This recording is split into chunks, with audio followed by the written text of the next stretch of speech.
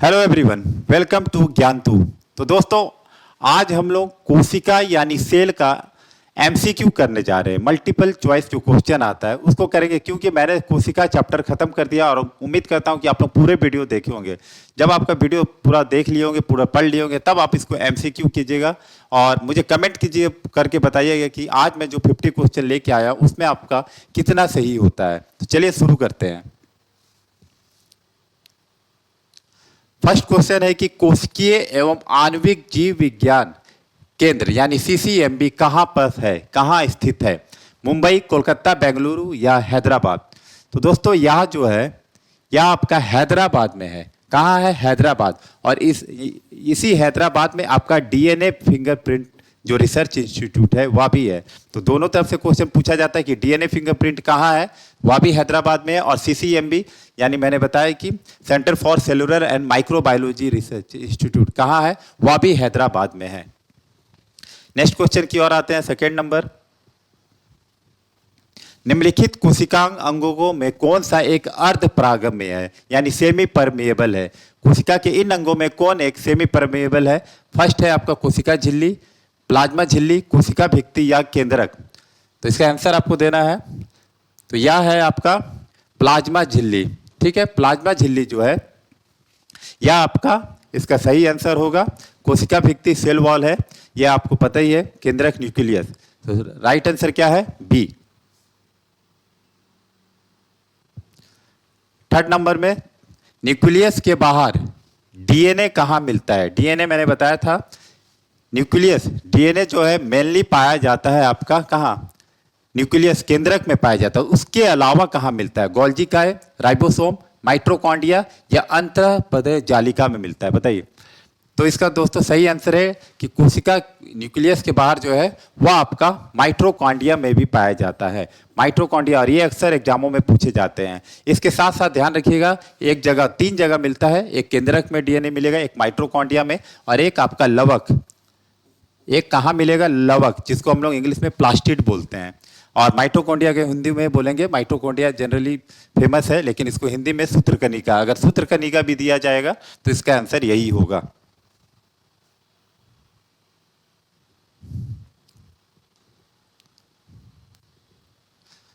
Next question है अब हम लोग का, कौन सी रचना जंतु कोशिका को वनस्पति कोशिका से विभेदित करती है यानी अलग करती है? राइबोसोम, माइटोकॉन्ड्रिया, लाइसोसोम या सेंट्रोसोम? तो इनमें से कौन ऐसी है कि जो जंतु कोशिका में पाई जाएगी और वह वनस्पति यानी प्लांट सेल में नहीं पाया जाएगा? तो दोस्तों ये इसका सही आंसर जो होगा वह है आपका सेंट्रोसोम। सेंट्रोसोम जो है सिर्फ आपका एनिमल सेल में मिलते हैं। मैंने पढ़ाया भी था आपको एनिमल सेल और प्लांट सेल। तो एनिमल सेल में क्या मिलेंगे आपके? सिर्फ और सिर्फ क्या मिलेंगे? सेंट्रोसोम मिलेंगे। यही आपका कोशिका का विभाजन कर देता है। ठीक है, राइबोसोम, माइटोकॉन्ड्रिया और लाइसोसोम इसके आंसर नहीं होंगे।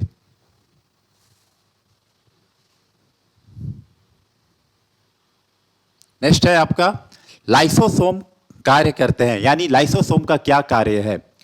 प्रोटीन का संश्लेषण करना, प्रोसेसिंग तथा पैकेजिंग में, अंतःकोशिकीय पाचन में या वसा संश्लेषण में? संश्लेषण का मतलब होता है कोई भी चीज को बनाना, ध्यान रखिएगा। तो इसका सही आंसर है सी, अंतःकोशिकीय पाचन में लाइसोसोम मदद करते हैं। यानी कोशिका के अंदर पाचन, अंतः कोशिका का वही हो गया। कोशिका के अंदर जो है डाइजेस्टिव का काम कौन करता है? डाइजेस्ट का काम वह करता है आपका लाइसोसोम। प्रोटीन संश्लेषण राइबोसोम बनाते हैं। नेक्स्ट है क्वेश्चन आपका, माइटोकॉन्ड्रिया का भीतरी वलन यानी माइटोकॉन्ड्रिया के अंदरूनी, भीतरी मतलब अंदर का वलन, अंदर की दीवार को कहलाता है, क्या कहते हैं? क्रिस्टी, ऑक्सीसोम, मैट्रिक्स या माइक्रोसोम्स? क्या कहते हैं?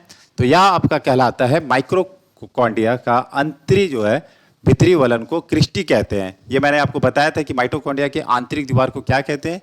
क्रिस्टी कहते हैं। नेक्स्ट क्वेश्चन है आपका, जीव द्रव यानी प्रोटोप्लाज्म जिसको बोलते हैं, शब्द का प्रयोग सर्वप्रथम किसने दिया था? जीव द्रव शब्द का प्रयोग। तो सर जीव द्रव आप बताइए, डार्विन, पुरकिंजे, जॉनरे या हैचिसन? तो इसका सही आंसर हो जाएगा पुरकिंजे। पुरकिंजे ने ही जीव द्रव की खोज की थी, इसलिए इनका शब्द का प्रयोग किया था। लेकिन ध्यान रखना है, अगर कुछ पूछ दिया जाएगा कि जीवन का भौतिक आधार जीवद्रव को किसने कहा था, तो वह आपका आंसर हो जाएगा हेक्सले। हेक्सले जीवद्रव को जीवन का भौतिक आधार कहे थे।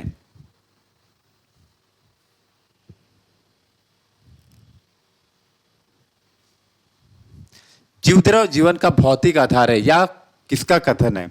चलिए इसका कमेंट कीजिए। अभी मैं थोड़ी देर पहले बताया हूं, हेनरी लेमार्क, हेक्सले और टेवी रेजनेंस। तो इसका सही आंसर आप लोगों को पता ही है, हेक्सले इसका सही होगा। पूछ भी दिया जाता है कि जीवन का भौतिक, यहाँ क्वेश्चन को देखिए चेंज कर दिया जाएगा, हेक्सले नहीं देके सीधा दे दिया जाएगा कि जीवन का भौतिक आधार क्या है। चार आपके कोशिका के अंग दे दिए जाएंगे, माइटोकॉन्ड्रिया, राइबोसोम, लाइसोसोम या जीवद्रव। तो जीवन का भौतिक आधार ये भी एक क्वेश्चन है। जीवद्रव को कहते हैं, प्रोटोप्लाज्म को कहते हैं। और जीवद्रव कैसे बनता है मैं बता दिया था कि आपका कोशिका द्रव और केंद्रक द्रव को मिलाने से जीवद्रव का निर्माण होता है। 9 नंबर है, डीएनए के डबल हेलिक्स मॉडल पहली बार किसने प्रस्तावित किया था? डीएनए और आरएनए में डिटेल से बताया था, तो आपको बताना है कि इसका डबल हेलिक्स मॉडल किसने प्रस्तावित किया था। वाटसन तथा क्रिक, फिशर तथा Haldane, Lamarck, Darwin, Hugo de bridge.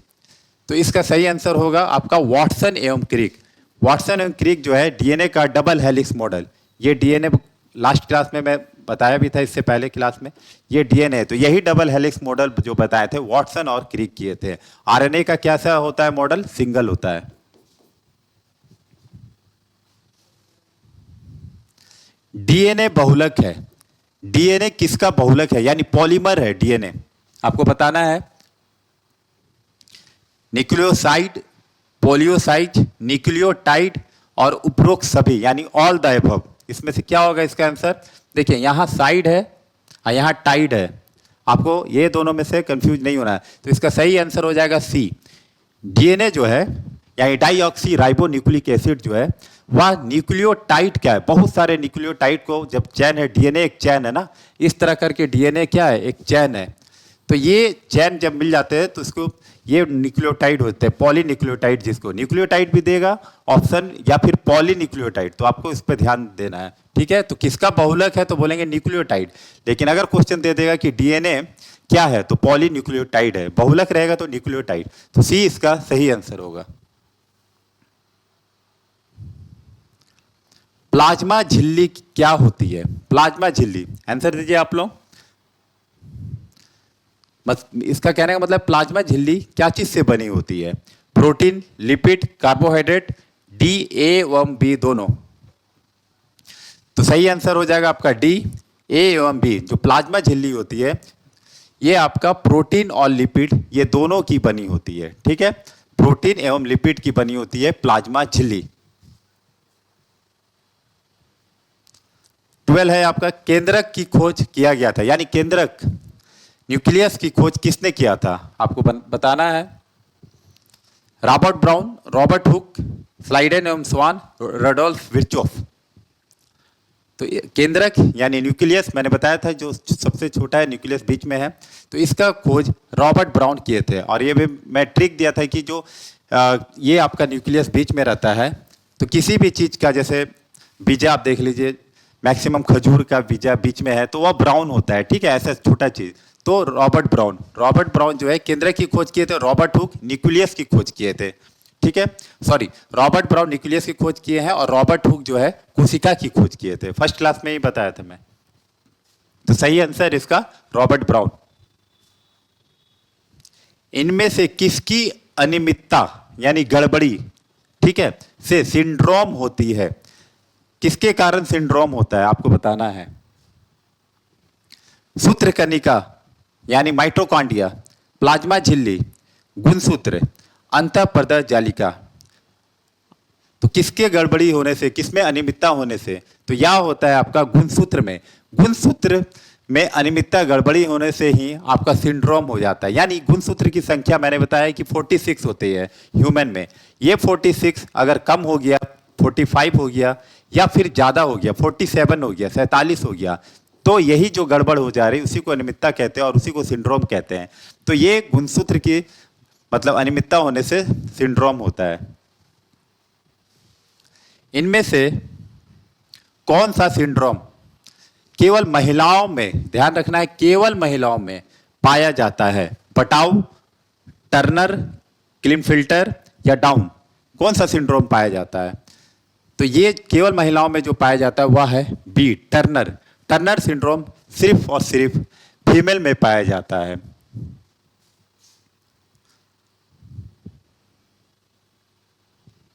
DNA में मुख्य नाइट्रोजन बेस होते हैं। क्या होते हैं डीएनए में? और यह काफी इंपॉर्टेंट है, बार बार यह क्वेश्चन पूछा जाता है। गुआनिन, थाइमिन, एडेनिन या साइटोकाइनिन?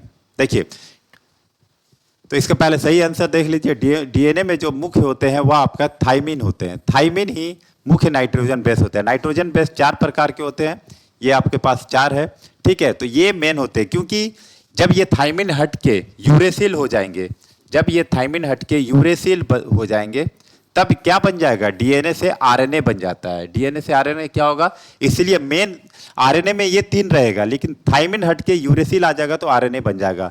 इसलिए डीएनए में मुख्य बेस जो होते हैं नाइट्रोजन के, बेस मीन्स क्षार, वह थाइमिन होते हैं।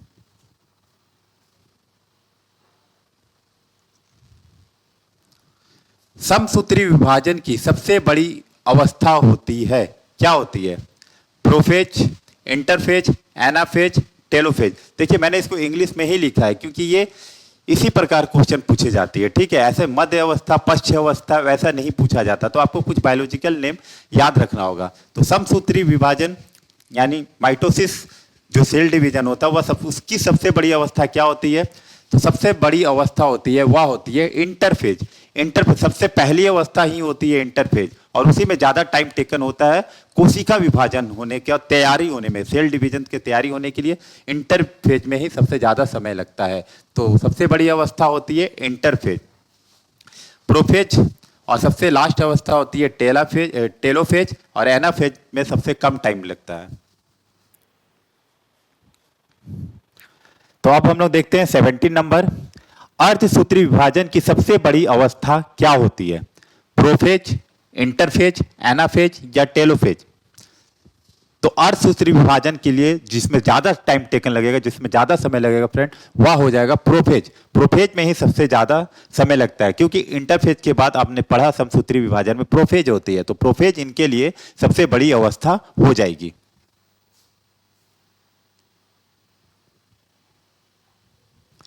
नेक्स्ट है आपका 18, टमाटर का लाल रंग किसके कारण होता है? जो टमाटर होते हुए लाल रंग किसके कारण होते हैं? विटामिन, कैरोटीन, लाइकोपिन या जेंथोफिल? देखिए, ये चारों जो हैं लवक हैं, ठीक है, प्लास्टिड है। तो आपको बताना ये 4 प्लास्टिड में किनके कारण टमाटर का रंग लाल होता है? तो यह आपका लाइकोपिन के कारण। लाइकोपिन एक लवक होता है, एक प्लास्टिड होता है, जो कि टमाटर में पाए जाते हैं। तो वह लाइकोपिन के कारण टमाटर का रंग लाल होता है। जेंथोफिल के कारण जो है आपका फल का रंग पीला होता है, ठीक है, फलों का देखते होंगे। और कैरोटीन आपके गाजर में पाए जाएंगे, विटामिन आपके चुकंदर में पाए जाते हैं। ये चारों में से कोई भी क्वेश्चन पूछ दिया जाता है, आप इसको ध्यान रखिएगा। आनुवंशिक की सबसे छोटी इकाई क्या होती है? यानी हेरिडिटी की सबसे छोटी स्मॉलेस्ट क्या होती है? जीन, डीएनए, गुणसूत्र या केंद्रक? तो जीन इसका सही आंसर हो जाएगा। जीन, जीन जो होती है आनुवंशिकता यानी हेरिडिटी की सबसे छोटी इकाई होती है। यानी जब ये केंद्रक है, ये केंद्रक को जब हम लोग बाहर निकालते हैं तो क्या बन जाता है? डीएनए मिलता है इसके अंदर से। जब केंद्रक को बाहर निकालेंगे तो क्रोमोसोम, क्रोमोसोम और फिर आपका डीएनए, और फिर इसके नीचे में क्या रहता है? जीन रहता है, ठीक है। तो सबसे छोटी इकाई क्या हो गई? जीन हो गई। ये ध्यान रखिएगा, जीन सही आंसर हो जाएगा। जीन के समूह को क्या कहते हैं? The group of gene is called गुणसूत्र, डीएनए, केंद्रक या कोशिका? तो बहुत सारे जीन मिल जाएंगे तो क्या बनेंगे? डीएनए बनेंगे, और बहुत सारे डीएनए मिलके क्या बन जाएंगे? गुणसूत्र। तो सही आंसर क्या होगा? बी। बी इसका सही होगा, 20 का। बहुत सारे डीएनए मिलके गुणसूत्र बन जाएंगे और बहुत सारे जीन मिलके डीएनए बन जाएंगे। 21 नंबर है आपका, प्रोकैरियोटिक जीव में कौन सा कोशिका विभाजन होता है? प्रोकैरियोटिक सूक्ष्म, प्रोकैरियोटिक मीन्स सूक्ष्म जीव, एकदम छोटे छोटे जीव जो हमारे नंगी आंखों से नहीं दिखते हैं। उसमें कौन सा होगा? असूत्री, समसूत्री, 100 को यहाँ आप थोड़ा सा ऐसे कर लीजिएगा, समसूत्री, अर्धसूत्री और उपरोक्त सभी, ऑल द एबव। ठीक है, तो यहां जो होता है असूत्री विभाजन होता है, मीन्स असूत्री को बोलते हैं अमाइटोसिस। ठीक है, तो अमाइटोसिस होता है प्रोकैरियोटिक, लाइक बैक्टीरिया में, ठीक है, ईस्ट में, अमीबा में, प्रोटोजोआ में, ये सभी क्या है? सूक्ष्म जीव है। तो इसमें क्या हो जाते हैं? असूत्री विभाजन होता है। और ह्यूमन में, हम लोग में क्या होता है? तो हम लोग में होता है आपका समसूत्री और अर्धसूत्री दोनों। चलिए 22 में आते हैं, मानव शरीर में कौन सा विभाजन होता है? तो मानव शरीर में असूत्री, समसूत्री, अर्धसूत्री या उपरोक्त सभी। तो मानव शरीर में कौन सा विभाजन होता है? तो ये समसूत्री और अर्धसूत्री। यहां ऑप्शन को थोड़ा सा मैं कर दे रहा हूं, डी में हो जाएगा बी एवं बी एंड सी दोनों। ठीक है, उपरोक्त सभी का जगह आप बी एंड सी कर लीजिएगा, यानी समसूत्री भी होता है और अर्धसूत्री। ये 99% विभाजन होता है इसका, और ये 1% होता है। ये 1% कहाँ होता है? लैंगिक जनन कोशिकाओं में होता है, यानी इसी से पता चलता है कि लड़का हो रहा है या लड़की है। तो ये मतलब ये लिंग निर्धारण के लिए अर्धसूत्री होता है। और 99 जो चोट आपको लग रहा है, बॉडी रिपेयर हो रहा है, वह समसूत्री विभाजन। तो मानव शरीर में कौन सा विभाजन होगा? बी एवं सी दोनों हो जाएगा, समसूत्री और अर्धसूत्री।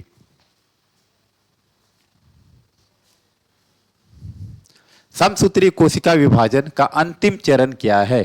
समसूत्री का अंतिम चरण क्या है? इंटरफेज, प्रोफेज, टेलोफेज या मेटाफेज?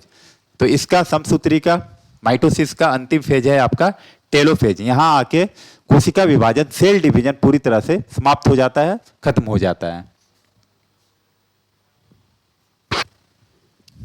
जंतु कोशिका में सबसे बड़ा अंग कौन सा है? जंतु कोशिका, यही बात हो रही है आपका एनिमल सेल की। केंद्रक, न्यूक्लियस, लाइसोसोम, माइटोकॉन्ड्रिया या राइबोसोम? तो जंतु कोशिका का सबसे बड़ा अंग कौन सा होगा? केंद्रक होगा, केंद्रक। ये सही आंसर हो जाएगा। और प्लांट सेल का आप लोग कमेंट करके बताइए। चलिए, पादप कोशिका जंतु कोशिका से किस प्रकार अलग होती है? किस प्रकार पादप कोशिका, यानी दोनों में अंतर पूछ रहा है, किस प्रकार अलग होती है? माइटोकॉन्ड्रिया, कोशिका भित्ति, राइबोसोम या जीव द्रव? तो इसका सही आंसर हो जाएगा कोशिका भित्ति। कोशिका भित्ति के चलते ही पादप कोशिका जो होती है वह जंतु कोशिका से अलग होती है। यानी कोशिका भित्ति, यानी जिसको सेल वॉल कहते हैं, ये सिर्फ पादप कोशिका में पाई जाएगी, जंतु कोशिका में नहीं पाया जाएगा। बाकी माइटोकॉन्ड्रिया, राइबोसोम, जीव द्रव ये पाया जाता है आपका जंतु कोशिका में, लेकिन सेल वॉल सिर्फ पादप कोशिका में। तो क्या आंसर सही होगा? बी।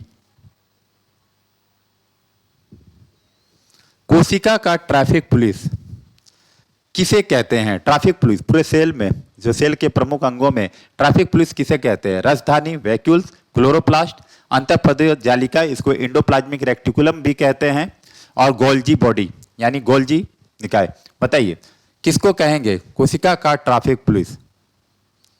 तो गोल्जी बॉडी को कोशिका का ट्रैफिक पुलिस भी कहते हैं। ठीक है, क्योंकि ये क्या करते हैं? ले जाते हैं, है ना, जो बनता है ऊर्जा, माइक्रोकांडिया द्वारा बनाई गई ऊर्जा को शरीर के कोशिका दूसरी कोशिकाओं में देना रहता है। तो ये आपका गोल्जी बॉडी का काम रहता है।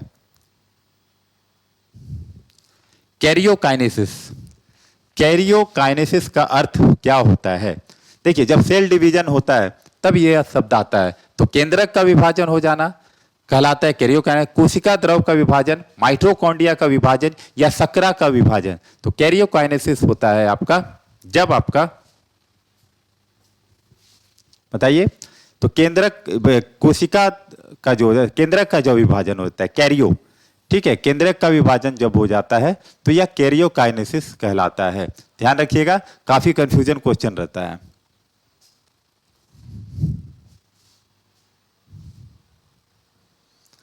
साइटोकाइनेसिस में क्या होता है? साइटोकाइनेसिस का अर्थ क्या होता है? केंद्रक का विभाजन, सेम है, खाली पलट दिया गया है। कोशिका द्रव का विभाजन, माइटोकॉन्ड्रिया का विभाजन या राइबोज का बनना। तो यह इसका सही आंसर होगा। साइटो का मतलब ही मैंने बताया था, साइटो यानी सेल, यानी कोशिका हो गया। तो कोशिका द्रव का विभाजन बी सही हो जाएगा। साइटोकाइनेसिस में कोशिका द्रव का विभाजन होता है।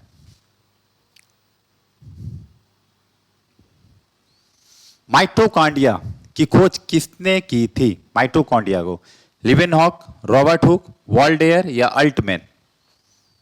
तो इसका सही आंसर होगा अल्टमैन। अल्टमैन, डी इसका सही आंसर होगा, डी अल्टमैन। लिवेनहॉक जीवित कोशिका की खोज किए तो रॉबर्ट हुक, आपका कोशिका की खोज किए तो वॉल्डेयर, ठीक है, गुणसूत्र।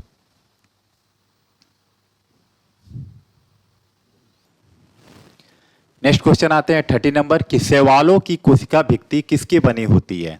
सेलुलोज, काइटिन, सुबेरिन या क्यूटिन? तो देखिए शैवालों यानी एल्गी, एल्गी की कोशिका भित्ति जो होती है वह सेलुलोज की बनी होती है। 100 से शैवाल, 100 से सेलुलोज। और काइटिन की जो होती है वह कवक की कोशिका भित्ति रहती है। तो ये दो क्वेश्चन आपसे हमेशा पूछा जाता है। शैवाल का क्या आंसर हो जाएगा? सेलुलोज, और कवक का काइटिन का।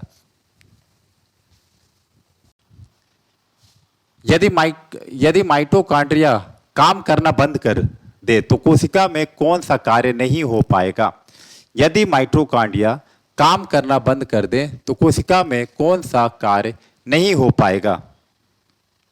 भोजन का अवकरण, भोजन का ऑक्सीकरण, भोजन का पाचन या भोजन का अवशोषण? देखिए तो यह हो जाएगा आपका भोजन का ऑक्सीकरण होगा इसका सही आंसर।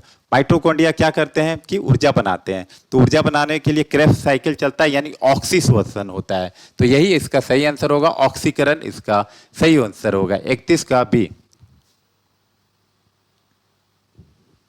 32 नंबर में 80% से ज्यादा अधिक सेल यानी कोशिका में पाया जाने वाला पदार्थ क्या है? यानी कोशिका में सबसे ज्यादा पदार्थ कौन सा पदार्थ पाया जाता है? प्रोटीन, चर्बी यानी वसा, खनिज या जल? सही आंसर आपको बताना है। तो 32 नंबर में इसका सही आंसर होगा सबसे ज्यादा कोशिका में, मैंने बताया भी था 80% जल रहता है। छोटी छोटी कोशिका पूरे भरे रहती है, ये वैक्यूल्स के माध्यम से उसके अंदर में रहती है, या रसधानी जिसको बोलते हैं। चलिए नेक्स्ट क्वेश्चन है 33। लाइसोसोम में कौन सा एंजाइम पाया जाता है? लाइसोसोम, सेल सेप, साइटोप्लाज्म, न्यूक्लियोप्लाज्म या हाइड्रोलाइटिक एंजाइम? तो मैंने बताया था आपकी लाइसोसोम को आत्महत्या की थैली कहते हैं। क्यों कहते हैं? क्योंकि इसके अंदर में हाइड्रोलाइटिक एंजाइम पाया जाता है, यानी जल अपघटक एंजाइम।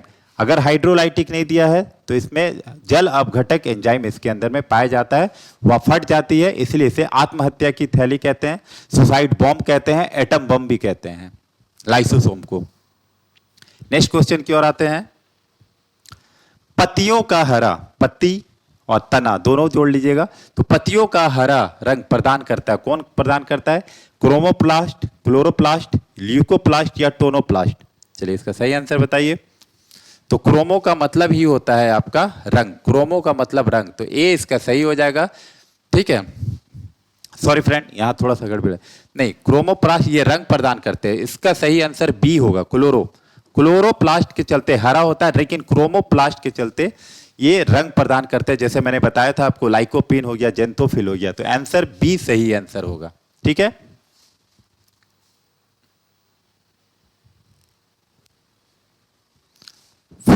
फूलों और बीजों को विभिन्न प्रकार के आकर्षक रंग प्रदान करते हैं। अभी मैंने बताया आपको, बताइए इसका सही आंसर। आकर्षक रंग कौन प्रदान करेंगे? तो ये आपका क्रोम मतलब रंग होता है। तो फूलों और बीजों को आकर्षक रंग प्रदान करते हैं क्रोमोप्लास्ट, क्लोरोप्लास्ट मैंने बताया कि पत्तियों का हरा रंग, तना का हरा रंग होता है। ठीक है, और ल्यूकोप्लास्ट में जो होता है भोजन संग्रह करते हैं। 36 है, कोशिकीय श्वसन का सक्रिय स्थल कौन सा है? मतलब जहां एनर्जी बन रही, श्वसन, जैसे ऑक्सी श्वसन मैंने बताया, गोल्जी काय, माइटोकॉन्ड्रिया, राइबोसोम या लाइसोसोम? तो बी इसका माइटोकॉन्ड्रिया इसका सही आंसर होगा। कोशिकीय श्वसन जो है वह कहां होता है? माइटोकॉन्ड्रिया के अंदर में कोशिकीय श्वसन होता है। 37, जीव विज्ञान यानी बायोलॉजी के जनक, फादर ऑफ बायोलॉजी किसे कहते हैं? बताइए, बहुत बार क्वेश्चन पूछा गया, रिपीट हुआ या आपका हर एक एग्जाम में। अरस्तु, डार्विन, लेमार्क या पुरकिंजे? तो जीव विज्ञान के जनक अरस्तु, एरिस्टोटल भी इनको बोलते हैं इंग्लिश में, तो अरस्तु जीव विज्ञान के जनक हैं।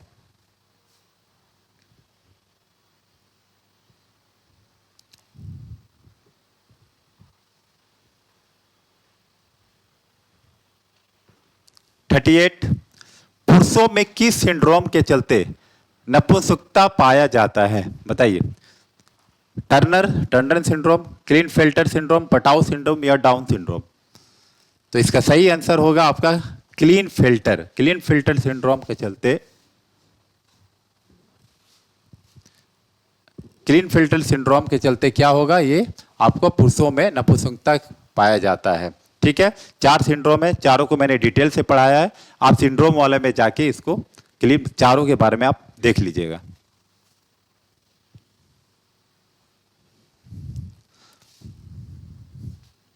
पादपों का सबसे बड़ा अंग होता है, यानी पादप कोशिका, यानी प्लांट सेल की बात हो रही है, उसमें सबसे बड़ा उनका अंग कौन सा होगा? लवक यानी प्लास्टिड, राजधानी वैक्यूल, सूत्रकणिका माइटोकॉन्ड्रिया या लाइसोसोम? कौन सा होगा? तो पादपों का सबसे बड़ा अंग होता है लवक। ए इसका सही आंसर हो जाएगा। लवक को हम लोग प्लास्टिड भी कहते हैं। कोशिका नाम किस वैज्ञानिक ने सर्वप्रथम दिया था? कोशिका, आपको आंसर बताना है। फर्स्ट क्लास में मैं इसको बताया था कि कोशिका जो है वह रॉबर्ट हुक जो दिया गया था, इन्हीं के द्वारा सेल को खोजा गया था। ब्राउन कौन थे? रॉबर्ट ब्राउन ये यानी रॉबर्ट ब्राउन, ये कोशिका के अंदर केंद्रक की खोज किए थे। लीवेनहॉक जो खोज किए थे, ये क्या किए थे? जीवित कोशिका की खोज। तो ये 3 आपको ध्यान रखना होगा। तो सही आंसर इसका ए, रॉबर्ट हुक। निम्नलिखित में से सबसे छोटी कोशिका है, सबसे छोटी कोशिका कौन सी है? अम्बीबा, माइकोप्लाज्मा, श्वेत रक्त कणिका या आरबीसी जिसको बोलते हैं, या लाल रक्त व्हाइट डब्ल्यूबीसी या लाल रक्त कणिका आरबीसी? बताइए, निम्नलिखित में से सबसे छोटी कोशिका कौन सी है? तो सबसे छोटी कोशिका जो है वह माइकोप्लाज्मा है। माइकोप्लाज्मा ही सबसे छोटी कोशिका है।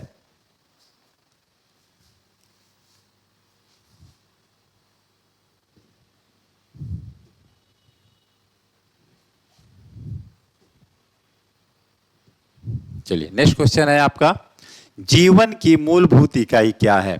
इजी क्वेश्चन है, आई होप सब इसका आंसर देंगे। उत्तक, कोशिका, अंग या अंग तंत्र? सेल पढ़ रहे हैं कोशिका, तो जीवन की मूलभूत इकाई कोशिका है। सेल से ही हमारा शरीर का निर्माण हुआ है, लिविंग ऑर्गेनिज्म। कोशिका के अध्ययन को क्या कहते हैं? The study of cell is called cytology, hematology, histology या डर्मेटोलॉजी? तो इसमें इसका सही आंसर हो जाएगा, मैंने बार बार कहा है कि कोशिका यानी सेल, और सेल को ही साइटो कहते हैं, तो साइटोलॉजी इसका सही आंसर हो जाएगा। ठीक है, हिस्टोलॉजी याद रखिएगा, बार बार पूछा जाता है। उत्तकों के अध्ययन, टिश्यू के अध्ययन को study of tissue is called histology. ठीक है, डर्मेटोलॉजी स्किन से प्रॉब्लम जो रहता है। 44 में आते हैं, जीवित कोशिका की खोज किसने की है? जीवित कोशिका, Robert Hooke, Robert brown, Leeuwenhoek या रुडोल्फ वर्चोफ? तो जीवित कोशिका की खोज लीवेनहॉक द्वारा किया गया था। सी नंबर, इसको आपको ध्यान रखना है। 45 में आते हैं, निम्नलिखित में से किसकी सबसे बड़ी कोशिका होती है? सबसे बड़ी कोशिका किसकी होती है? माइकोप्लाज्मा, मानव शुक्राणु, शत्रुमुर्ग के अंडा या व्हेल फिश? बताइए, सही आंसर दें इसका। सभी से उम्मीद करता हूं कि सभी इसका सही आंसर देंगे।